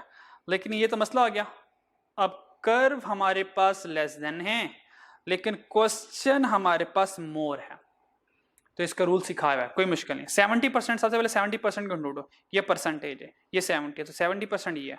तो यहाँ से पहले परपेंडिकुलर मूव करो कि नंबर ऑफ स्टूडेंट आते कितने हैं। तो हमने कहा नंबर ऑफ स्टूडेंट्स आ रहे हैं, ये देखें ये 35 आ रहे हैं, 35। अब करना क्या है, टोटल स्टूडेंट जितने भी होंगे उसमें से 35 को माइनस कर दे, हमारा आंसर आ जाएगा, ठीक है। तो 50 माइनस 50 टोटल था, उसमें से 35 माइनस किया तो देखें 15 हमारा आंसर आ गया। सिंपल। थर्ड क्वेश्चन देखते हैं। थर्ड क्वेश्चन कहता है कि हाउ मैनी स्टूडेंट गॉट, कितने स्टूडेंट ऐसे हैं जिन्होंने 70 और 70 से कम नंबर लिए। हमने कहा लेस देन, हमने जैसे ही लेस देन का ग्राफ देखा और क्वेश्चन भी लेस देन में देखा तो हमने फौरन से शुक्रिया लिखा, एग्जामिनर शुक्रिया तुम्हारा, ठीक है, शुक्रिया तुम्हारा, बहुत बहुत शुक्रिया। वो शुक्रिया ऐसे लिखते हैं शुक्रिया गलत हो गया वैसे, ठीक है। एग्जामिनर बहुत बहुत शुक्रिया तुम्हारा कि तुमने क्वेश्चन भी लेस के साथ पूछा और ग्राफ भी लेस के सामने पूछा। तो हमारा रूल कामयाब हो गया, लेस वर्सेस लेस हो तो सामने आंसर बड़ा होता है। तो 70 कहाँ लिखा है? ये 70 है। चलो जी मूव करते हैं, ये इसके सामने बस आंसर होगा। सामने क्या आ रहा है? 35।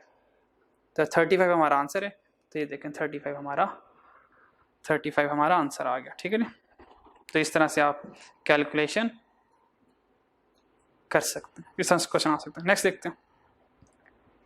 अब ये तो उसने ग्राफ दे दिया ना मैं लेस देन का, इस तरह मोर देन का भी दे सकता है। आपको प्रैक्टिस कराइए, उसको देख लीजिएगा, ठीक है। अब क्योंकि देखें मैंने ग्राफ लेस देन के साथ डिस्कस कर दिया, अब आप कहेंगे सर मोर देन के साथ करवा देते, तो मोर देन के लिए मैंने टेबल सेलेक्ट कर लिया।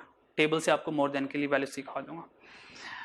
हमारे पास मार्क्स हैं, नंबर ऑफ स्टूडेंट 50 स्टूडेंट ऐसे हैं जिन्होंने 50 से ज़्यादा नंबर लिए हैं, 42 स्टूडेंट ऐसे हैं जिन्होंने 100 से ज़्यादा, 15 स्टूडेंट ऐसे हैं जिन्होंने 200 से ज़्यादा नंबर लिए। इट्स मीन अगर मैं इसको देखूं, सबसे पहले अपने इसको काबू करना है, मोर देन को काबू करना है, क्योंकि अगर यही नहीं समझ आया मोर देन, अगर ये मेरे पास मोर देन है तो ये मुझे जो फ्रीक्वेंसी नजर आ रही है ये धोखा नजर आ रहा है मुझे, ये फ्रीक्वेंसी ये धोखा है। हम कहेंगे मोर देन है तो भाई नंबर ऑफ स्टूडेंट तुम ओरिजिनल फ्रीक्वेंसी नहीं हो, तुम भी मोर देन क्यूमुलेटिव फ्रीक्वेंसी हो। भाई तुम ओरिजिनल नहीं हो, तुम मोर देन क्यूमुलेटिव फ्रीक्वेंसी हो, तुम धोखा मत दो, तुम ओरिजिनल नहीं हो, तुम मोर देन, ये मोर देन क्यूमुलेटिव फ्रीक्वेंसी है। और जरा इसका ऑर्डर चेक करें, हमने कहा मोर देन क्यूमुलेटिव फ्रीक्वेंसी की निशानी क्या है? वो डिसेंडिंग ऑर्डर में होती है। चेक करें डिसेंडिंग ऑर्डर में है क्या नहीं है। 50 कम हो गया, कम हो गया, कम हो गया। हमने कहा हाँ ये तो वाकई डिसेंडिंग ऑर्डर में चल रहा है, हम तो धोखा खा रहे थे। मैं तो समझ रहा था ये तो फ्रीक्वेंसी है ओरिजिनल वाली, पर ये ओरिजिनल नहीं है, क्योंकि देखिए मैंने आपको सिखाया था मोर देन के साथ हमेशा मोर देन क्यूमुलेटिव फ्रीक्वेंसी आएगी, लेस देन के साथ हमेशा लेस देन क्यूमुलेटिव फ्रीक्वेंसी आएगी। अब इसको सॉल्व करते हैं। उसने कहा find the number of observation between 100 and 200 from the following.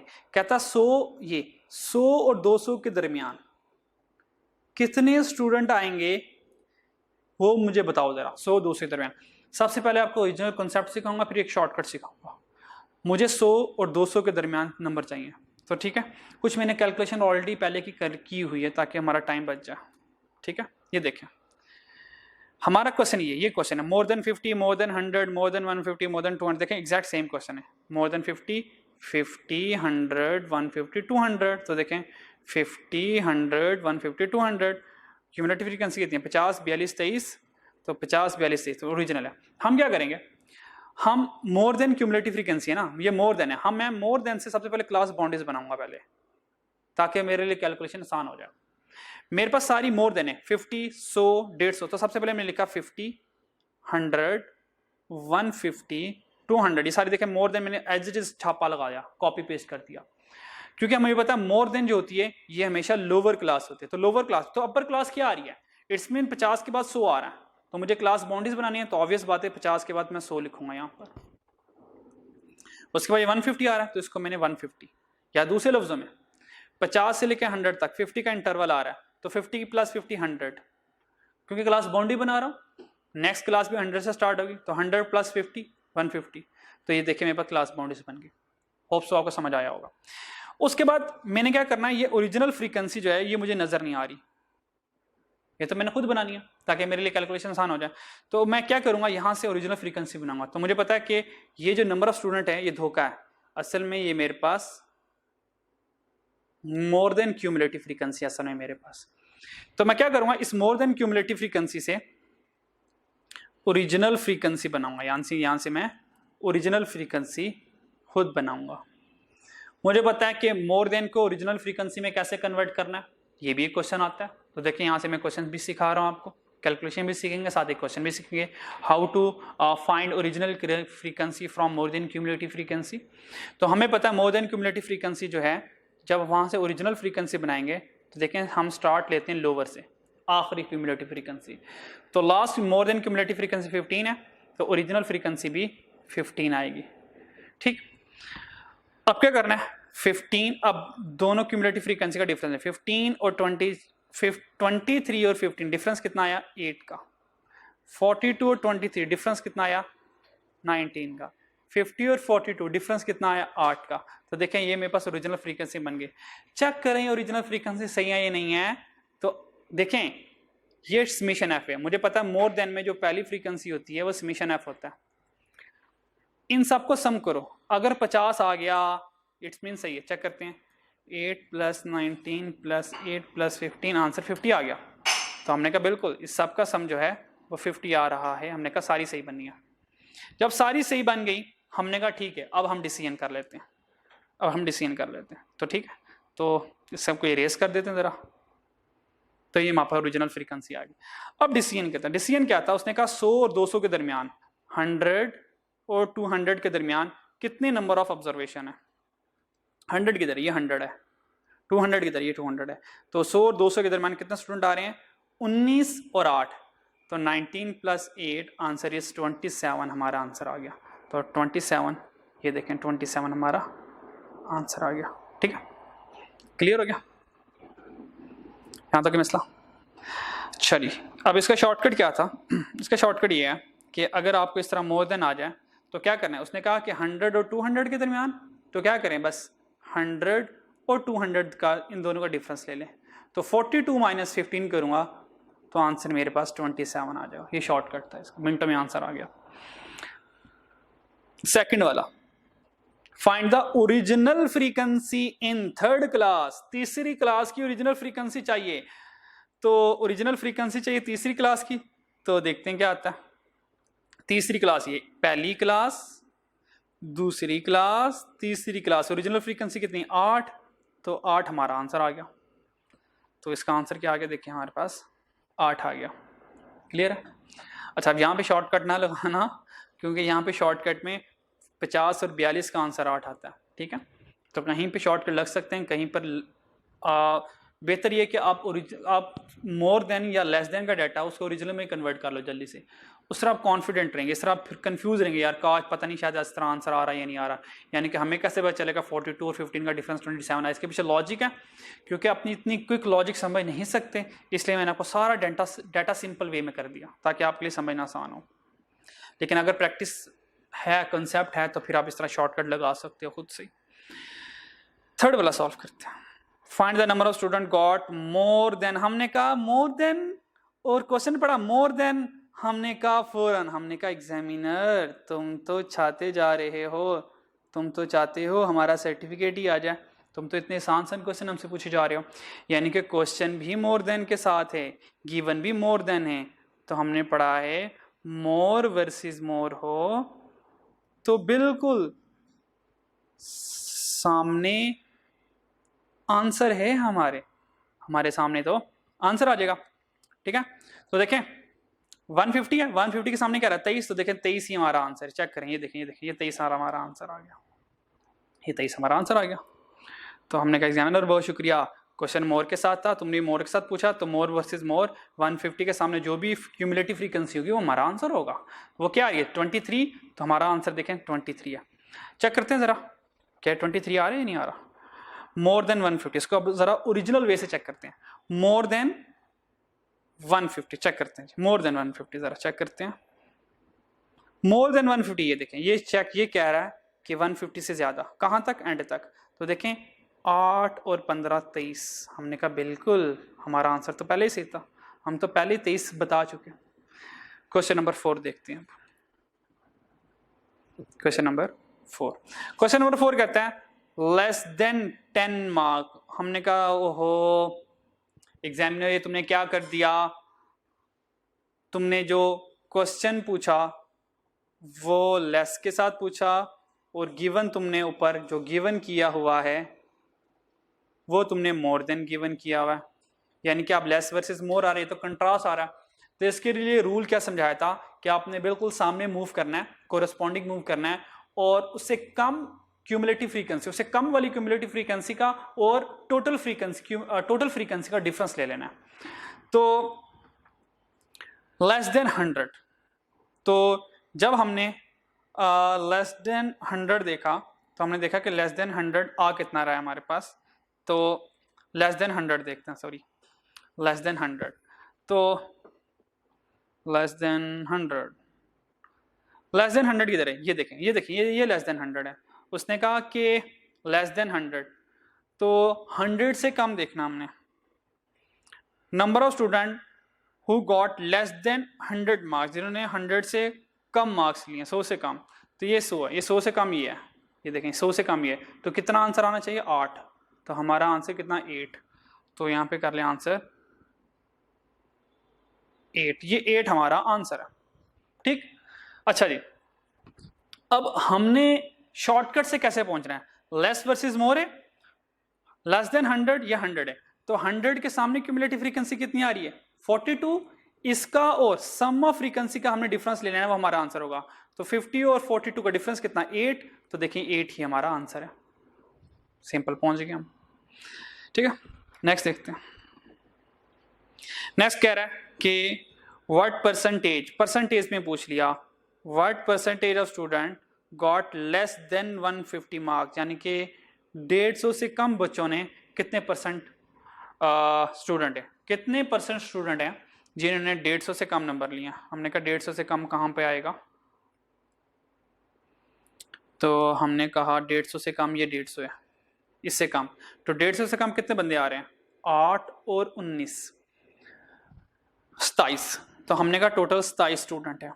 Out of, हमने कहा 50 स्टूडेंट में से परसेंटेज फाइंड करनी है, मल्टीप्लाई बाय 100 कर दो, तो हमारे पास आंसर आ जाएगा 27 डिवाइडेड बाय 50 टू 100, तो आंसर आ जाएगा 54 स्टूडेंट। 54% स्टूडेंट ऐसे हैं कि जिन्होंने 150 से कम नंबर लिए, तो 54% हमारा आंसर आ गया। तो हमारा आंसर क्या आ गया यहाँ पे 54%, और ये आंसर सही कॉपी हो गए थे ज़रा, ये 8 रहेंगे, बाकी आंसर सही है। तो इस तरह क्वेश्चन 5 आप सॉल्व करेंगे। ठीक हो गया, क्लियर। अब तकरीबन हमारी रिवीजन चैप्टर 11 की तकरीबन कंप्लीट होने वाली है, सिर्फ थोड़ी सी हिस्टोग्राम के ऊपर बात करनी है आपसे। ठीक है, अच्छा जी, आ जाओ जी हिस्टोग्राम, चलो जी हिस्टोग्राम किधर गया हमारा हमें पता है हिस्टोग्राम एक ऐसा ग्राफ है जो हमें पता है कि क्लास बाउंड्री से बनता है। अब हिस्टोग्राम की शक्ल देख लीजिए, हिस्टोग्राम की शक्ल होती है ऐसे, ठीक है, जो कि एक नॉर्मल डिस्ट्रीब्यूशन कर्व जैसी होती है, ये नॉर्मल डिस्ट्रीब्यूशन कर्व जैसी होती है। ठीक है, तो अब हिस्टोग्राम के ऊपर बातें क्या हैं, नंबर 1 बातें हिस्टोग्राम के ऊपर।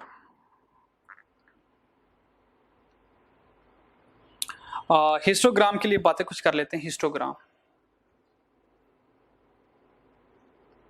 सबसे पहली बात याद रखनी है, हिस्टोग्राम हमेशा बनाया जाता है कॉन्टिन्यूस डेटा के लिए। ये सारे एग्जाम इंपॉर्टेंट क्वेश्चन है। हिस्टोग्राम हमेशा कॉन्टिन्यूस डाटा के लिए बनाया जाता है, और कॉन्टिन्यूस डाटा हमें पता है कि हमारा एक ग्रुप डाटा होता है, यानी कि हिस्टोग्राम ग्रुप डाटा के लिए या कॉन्टिन्यूस डाटा के लिए बनाया जाता है। पहली बात जो आपने हिस्टोग्राम के रिकॉर्डिंग याद रखनी है। दूसरी बात याद रखनी है, कि हिस्टोग्राम में ना सेट ऑफ रेक्टेंगल्स होते हैं, और ये रेक्टेंगल्स जो हैं ये एडजेसेंट होते हैं।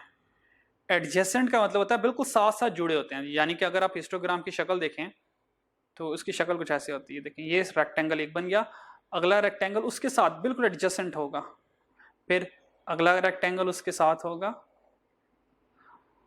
फिर हो सकता है ये रेक्टेंगल से, फिर ये इसके साथ, मतलब हिस्टोग्राम कुछ इस तरह से होगा। ठीक है, इसको कुछ इस तरह मिला लें साथ आप। ठीक है, तो देखें सारे ये रेक्टेंगल्स हैं और एडजेसेंट है। तीसरी बात, एरिया आर प्रोपोर्शनेट।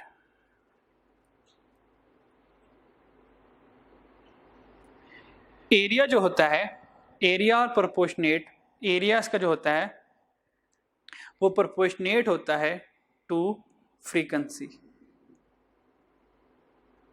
जो हिस्टोग्राम में हमेशा जो हम बात करते हैं फ्रीक्वेंसी की बात नहीं करते, हिस्टोग्राम में हमेशा ये देखें एरिया की बात करते हैं, एरिया, ये एरिया आ रहा था हिस्टोग्राम में, ठीक है।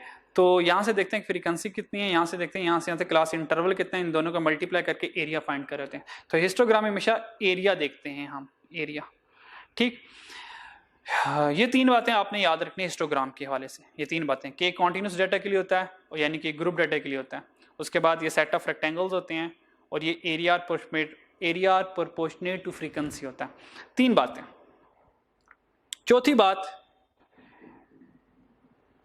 यहां से हम मोड फाइंड कर सकते हैं, हिस्टोग्राम से हम मोड फाइंड कर सकते हैं, ठीक है। ये बात याद रखिए, हिस्टोग्राम से हम मोड फाइंड कर सकते हैं, ठीक है।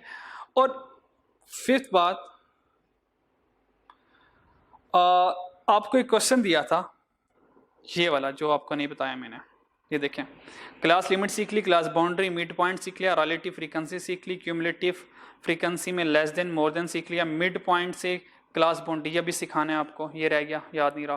प्रोपोर्शनल हाइट क्या होती है? ये जो प्रोपोर्शनल हाइट, एग्जामिनर कह दे कि मुझे प्रोपोर्शनल हाइट फाइंड कर दो, अगर वो कह दे मुझे प्रोपोर्शनल हाइट फाइंड कर दो, यानी कि ये सारा डाटा गिवन कर रहा है, यहाँ से प्रोपोर्शनल हाइट कह दे, तो प्रोपोर्शनल हाइट कैसे फाइंड करते हैं?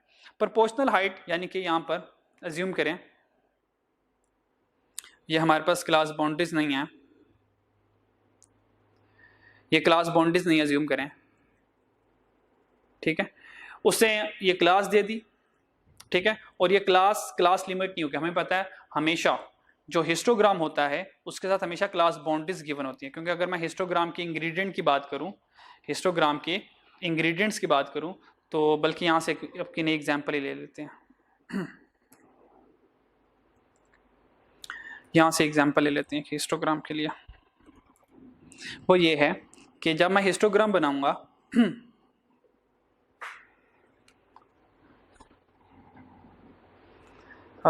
अगर मैं एक हिस्टोग्राम ड्रॉ करूं, ये देखें, यहां पर आती है क्लास बाउंड्रीज और यहां पर आती है ओरिजिनल फ्रीक्वेंसी, ठीक। तो ये 0 है, 0 से 5, फिर 10, 15, 20, 25, 30, ठीक है। यहाँ से कुछ हम बना लेते हैं, हिस्टोग्राम बना लेते हैं।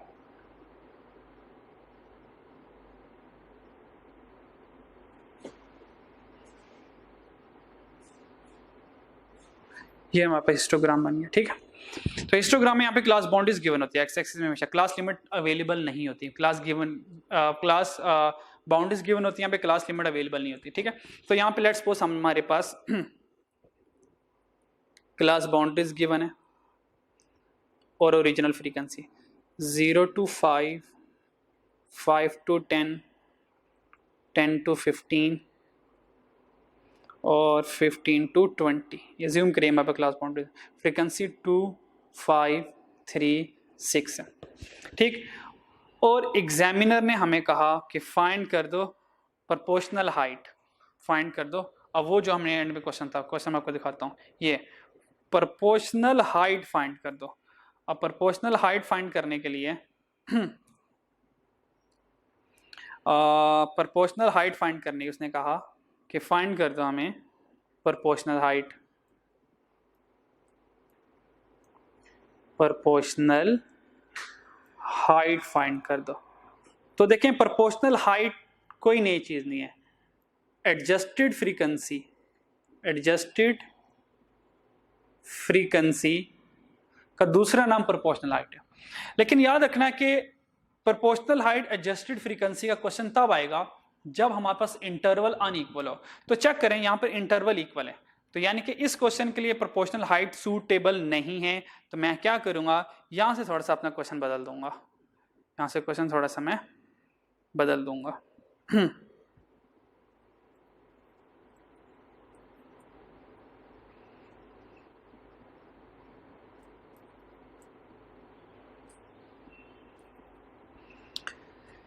अच्छा जी,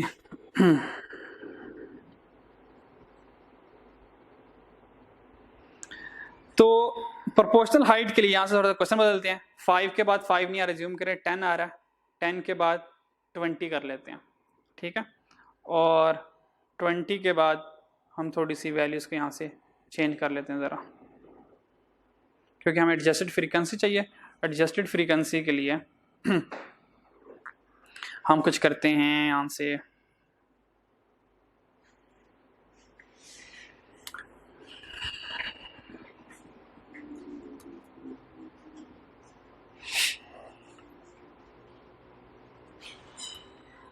अच्छा जी, वो रिमूव नहीं हो रहा शायद, ये देखें हमारे पास ज्यूम करें क्लास बाउंड्रीज है 0 से लेके 5 तक, 5 से लेके 15 तक, 15 से लेके 20 तक, 20 से लेके 30 तक, ये क्लास बाउंड्रीज है। साथ फ्रीक्वेंसी आ गई 2, 3, 5, 4 कर लेते हैं, ये फ्रीक्वेंसी है। उसने हमें कहा कि मुझे प्रोपोर्शनल हाइट फाइंड कर दो, प्रोपोर्शनल हाइट फाइंड कर दो। हमने कहा प्रोपोर्शनल हाइट तब फाइंड करेंगे जब हमें क्लास इंटरवल का मालूम है कि क्लास इंटरवल कितना है। तो क्लास इंटरवल चेक करते हैं कि हमारे पास क्लास इंटरवल कितना है। 0 से लेकर 5 तक 5 का इंटरवल है, 5 से लेकर 15 तक 10 का इंटरवल है, 15 से 20 तक 5 का इंटरवल है, 20 से 30 तक 10 का इंटरवल है। तो देखिए इंटरवल अनइक्वल है। अगर इंटरवल अनइक्वल है तो फिर इसका मतलब है कि हम क्या कर सकते हैं, अपनी एडजस्टेड फ्रीक्वेंसी सॉल्व कर सकते हैं। एडजस्टेड फ्रीक्वेंसी बिल्कुल मैं फाइंड कर सकता हूँ। तो अब मैं यहाँ से फाइंड कर दूंगा हमारी एडजस्टेड फ्रीक्वेंसी। तो एडजस्टेड फ्रीक्वेंसी यहाँ से हमारी आएगी एडजस्टेड फ्रीक्वेंसी, और ये जो एडजस्टेड फ्रीक्वेंसी होती है यही आपकी प्रोपोर्शनल हाइट होती है, यही आपकी प्रोपोर्शनल हाइट होती है, ठीक है। और एडजस्टेड फ्रीक्वेंसी का फॉर्मूला क्या होता है, f divided by h। f और h को डिवाइड कर दो, यानी कि f ये है, h ये है। तो पहला क्या आएगा एडजस्टेड फ्रीक्वेंसी, 2 डिवाइड बाय 5, फिर 3 डिवाइड बाय 10, फिर 5 डिवाइड बाय 5, फिर 4 डिवाइड बाय 10। तो देखें हमारे पास एडजस्टेड फ्रीक्वेंसी आ गई। तो ये एडजस्टेड फ्रीक्वेंसी हमारी प्रोपोर्शनल हाइट कहलाती है, ठीक है। आपने इस चीज़ को देख लेना, ठीक है। तो यहाँ पर हमारा तकरीबन ये सारा कुछ कवर हो गया, ये भी कवर हो गया। अच्छा हाँ, हिस्टोग्राम की बात चल रही। तो हिस्टोग्राम में आपने ये देख लेना कि continuous data, group data, set of rectangles होते हैं, एरिया और प्रोपोर्शनेट टू फ्रीक्वेंसी होती है।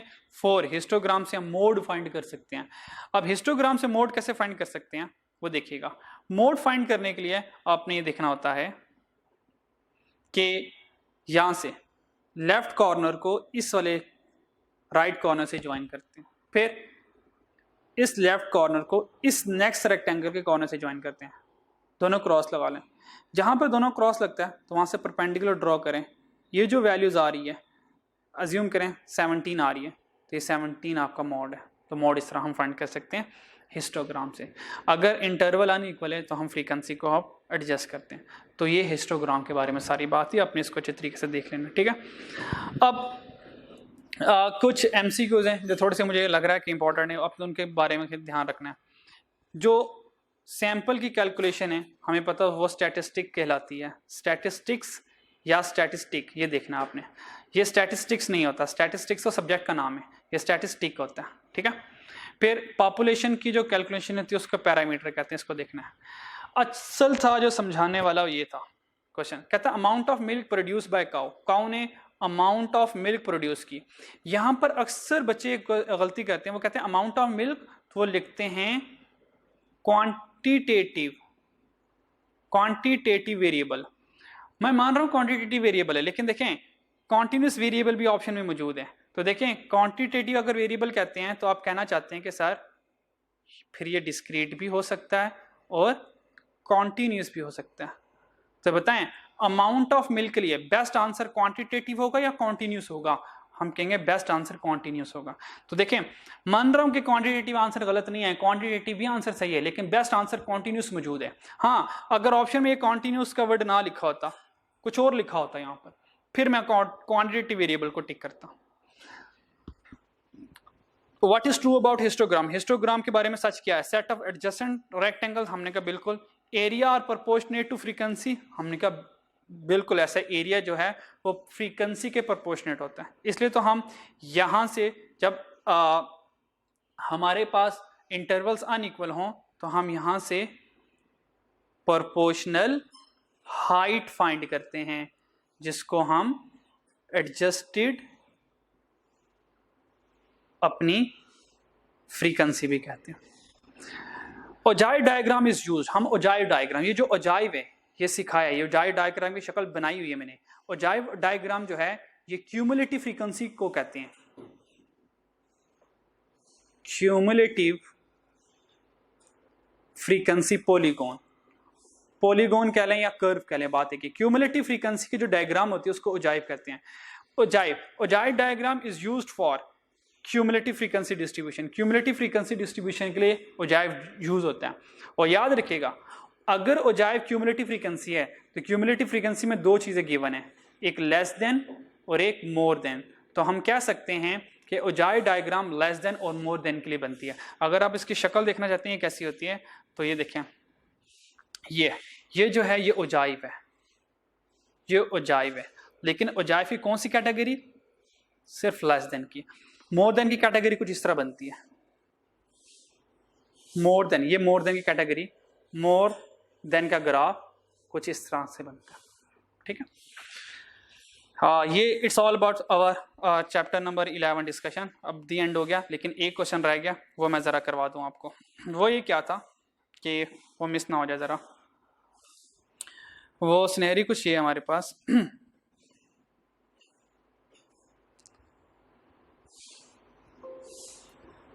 सिनेरी कुछ ये है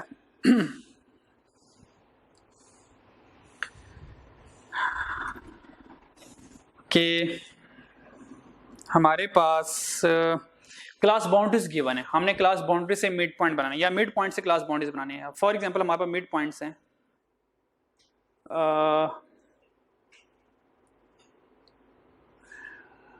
2, 4, 6, 8। अब यहां से मुझे क्लास बाउंड्रीज बनानी है, तो मिड पॉइंट से क्लास बाउंड्रीज जाने का रास्ता क्या है? हमें पता है फॉर्मूला लोअर क्लास के लिए x माइनस h/2 होता है और अपर के लिए x प्लस h/2 होता है। ये h क्या है? कोई बता सकते हैं h क्या है? आप कहेंगे सर h तो क्लास इंटरवल होता है, क्लास इंटरवल होता है। तो क्लास इंटरवल कितना है? 2 से लेके 4 तक 2, 4 से लेके 6 तक 2, 6 से लेके 8 तक 2। अब कहें सर क्लास इंटरवल 2 का, यानी कि x माइनस 2 डिवाइड बाई 2, तो रिजल्ट निकला x माइनस 1 और x प्लस 1। तो देखें x कितना 2, तो 2 माइनस 1 किया 1 आ गया। x कितना 2, 2 प्लस 1 किया 3 आ गया। फिर 4, 4 माइनस 1 किया 3 आ गया। फिर x का 4, 4 प्लस 1 किया 5। फिर 6 माइनस 1 किया 5, 6 प्लस 1 7, 8 माइनस 1 7, 9। तो देखें क्या क्लास बाउंड्रीज बन गई? आप कहेंगे सर बिल्कुल बन गई। मैं कहूँगा कैसे? आप कहेंगे sir look at the principal diagonal, same है, 3 3 सेम, 5 5 सेम, 7 7 सेम। तो इस तरह आप मिड पॉइंट से क्लास बाउंड्रीज बना सकते हैं, ठीक है। अब वो जरूरी नहीं है कि वो इस तरह सारा डाटा दे, मतलब वो सारी बात आपसे थोड़ी सी इंग्लिश में भी कर सकता है। वो ये कह सकता है कि हमारे पास मिड पॉइंट है, मेरे पास मिड पॉइंट है 5 to 10। ओहो मेरे पास मिड पॉइंट है, उसने कहा मेरे पास मिड पॉइंट है 5 10 15, ठीक। मुझे क्लास बाउंड्री फाइंड, उसने कहा find lower limit of class boundary, find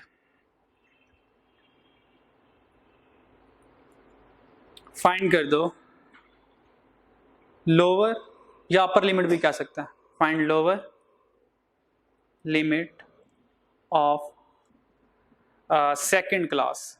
उसने कहा सेकंड क्लास की लोअर, तो सेकंड क्लास मेरे पास ये है, सेकंड क्लास मेरे पास 10 है। मुझे पता है लोअर लिमिट में माइनस होता है, अपर में ऐड होता है, लोअर लिमिट में माइनस होता है, अपर में ऐड होता है।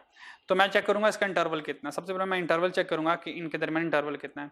मैं इनका 5 का इंटरवल आ रहा है, यानी कि एज 5 है। तो मैं इनका लोअर के लिए फॉर्मूला होता है x माइनस h/2।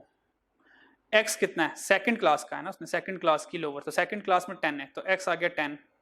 एज कितना है 5, कर दूंगा 2, तो आंसर आ जाएगा मेरे पास 7.5। ठीक है, इस तरह कह सकते हैं कि फाइंड कर दो अपर लिमिट। अपर लिमिट का हरगिज मतलब ये है कि upper class limit. Upper limit कह रहा, सॉरी लोअर लिमिट कह रहा, लोअर लिमिट का मतलब कह रहा है कि लोअर क्लास। ठीक है, find lower class of second class. इस तरह थोड़ा सा सेंटेंस सही बनता नहीं है, इसलिए वो लोअर क्लास कह रहा है, लोअर क्लास लिमिट नहीं कहता। बच्चे यहां से कंफ्यूज हो जाते हैं कि सर हमें मिड पॉइंट से क्लास लिमिट पर कैसे जाना है। तो भाई आपसे अर्ज की है कि मिड पॉइंट का क्लास लिमिट से कोई ताल्लुक नहीं है, हमने मिड पॉइंट से क्लास बाउंड्री पे जाना होता है, क्लास बाउंड्री से क्लास लिमिट पे जाना होता है।